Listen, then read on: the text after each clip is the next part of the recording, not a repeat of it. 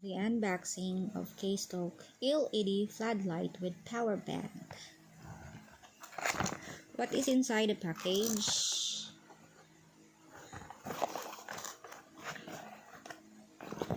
The inclusion is 2 jumbo battery. It looks like from the power bank or from the vape, and with free wire, USB wire, and this unit.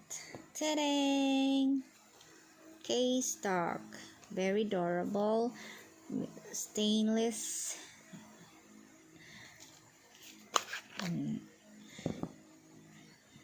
Pag naubos nyo na to, pag nasira, you can replace it AA battery.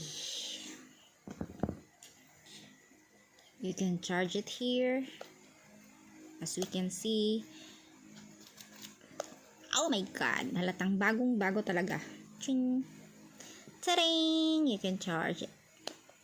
And this is a turn on and off. Now, try natin ilagay yung mga kung ano-ano pang dapat gawin para magkaroon ng ilaw. Oh my god! Oops! Ganyan lang ka-easy. This is rechargeable. Uulitin ko, this is rechargeable with flash-proof, 1,500 lumen emergency power bank, compact and portable. See? As you can see. Ang ganda. And durable talaga yung plastic.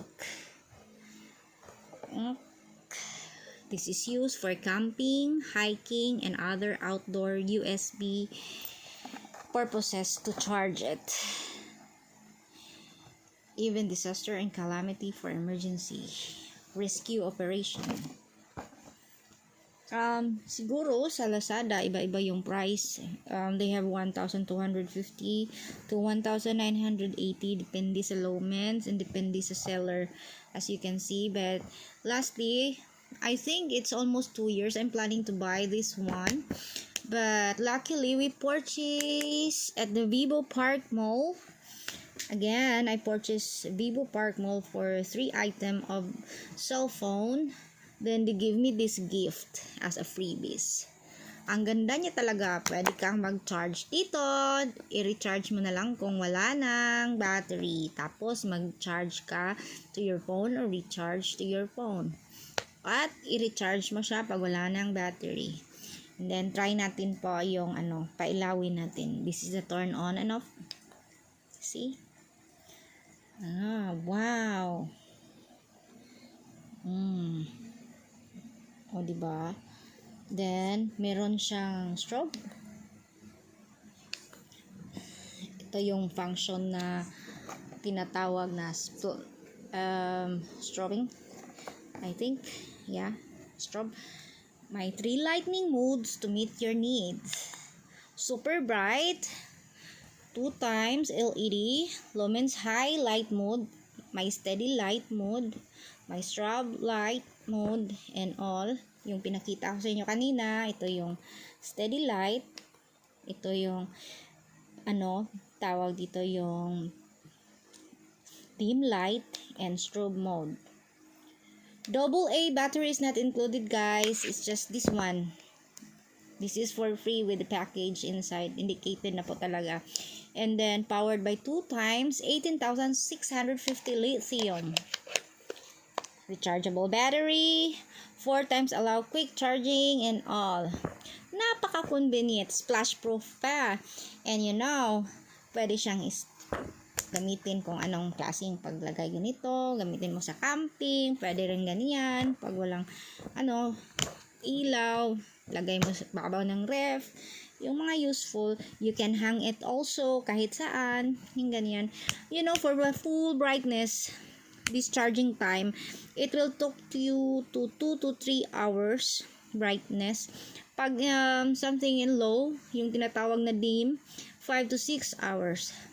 Yan pala, yung voltage niya is 5 volts. Yung niya.